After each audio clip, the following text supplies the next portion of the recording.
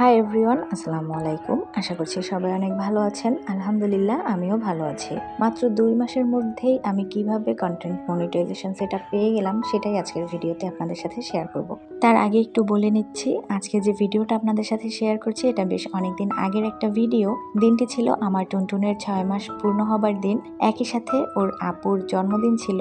তো দুটো সেলিব্রেশন একসাথে ছিল, তাই ওদের দুজনের জন্য কেকটা আমিই তৈরি করেছিলাম। আর সেই কেকের রেসিপিটাই আজকে শেয়ার করছি।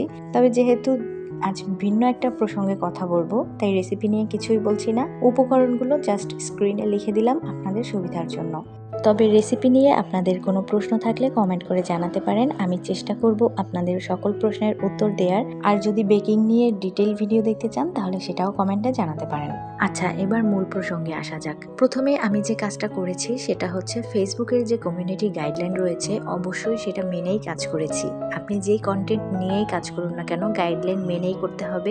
ফেসবুকের গাইডলাইন না মেনে আপনি যদি নিজের ইচ্ছা মতো কন্টেন্ট শেয়ার করে যান, তাতে যতই পরিশ্রম করেন না কেন ভালো কিছু কখনোই পাবেন না। এরপরে যে বিষয়টা আসে সেটা হচ্ছে কন্টেন্ট। ফেসবুক সব সময় বলে ভালো কিছু কন্টেন্ট তৈরি করতে। আপনার কন্টেন্টটা যেন এমন হয় যেটা থেকে মানুষ কিছু শিখতে পারে বা জানতে পারে কিংবা কোনোভাবে উপকৃত হয়। আর বর্তমানে এই ব্যাপারে ফেসবুক কিন্তু খুবই স্ট্রিক্ট হয়ে গেছে। তাই আমি ভালো কন্টেন্ট তৈরির ক্ষেত্রেই কিন্তু বেশি ফোকাস করেছি।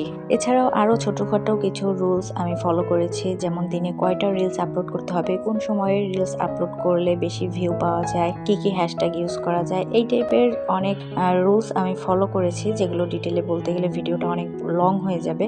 আর লং ভিডিও সবাই দেখতে চায় না, যার কারণে আমি ভিডিওটা বেশি বড় করিনি। তো এভাবেই সকল টিপস অ্যান্ড ট্রিক্স ফলো করে টানা 2 মাস কাজ করার পরেই কিন্তু আমি কন্টেন্ট মনিটাইজেশন পেয়েছি আলহামদুলিল্লাহ। এত কম সময়ের মধ্যে যে আমি মনিটাইজেশন পাবো এটা আমি আসলে কখনোই ভাবিনি।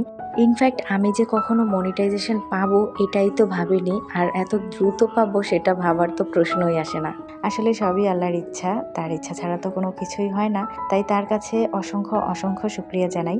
আর হ্যাঁ, আমি যে শুধু মনিটাইজেশন পেয়েছি তাই নয়, অলরেডি কিন্তু আমার ইনকামও শুরু হয়ে গেছে আলহামদুলিল্লাহ। তো আমার এই প্রাপ্তির পেছনে যার অবদান সবচেয়ে বেশি সে হচ্ছে আমার হাজব্যান্ড, কেননা ঘরের মানুষের সাপোর্ট ছাড়া কোনো কিছুই করা সম্ভব নয়। আর আমার হাজব্যান্ড বরাবরই আমাকে সব কাজে অনেক বেশি সাপোর্ট করে। আর এরকম সাপোর্টিভ লাইফ পার্টনার পাওয়াও কিন্তু একটা ভাগ্যের ব্যাপার, আর আমি অনেক লাকি যে সেটা পেয়েছি।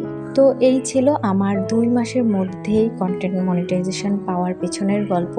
ভিডিওটা যেহেতু ছোট তাই সবকিছুই আমি একটু সংক্ষেপে বলার চেষ্টা করেছি। যদি আপনাদের আরো কিছু জানার থাকে আমাকে কমেন্টে লিখতে পারেন, আমি চেষ্টা করব আপনাদের সকল প্রশ্নের উত্তর দিতে। কথা বলতে বলতে এদিকে কেকগুলো বেক করা কিন্তু হয়ে গেছে, আর অফ ক্যামেরায় আমি ডেকোরেশনও করে নিয়েছি। যেহেতু ভিডিওটি লং হয়ে যাবে এই জন্য ডেকোরেশনের পার্টটা আমি স্কিপ করে গেলাম। তো সব শেষে নতুনদের উদ্দেশ্যে একটাই কথা বলবো, আপনারা ভালো ভালো কন্টেন্ট তৈরি করার চেষ্টা করুন। আর ভিডিওটি ভালো লাগলে লাইক কমেন্ট শেয়ার করতে ভুলবেন না। আর এরকম আরো ভিডিও দেখতে চাইলে চ্যানেলটাকে সাবস্ক্রাইব করে সাথেই থাকুন।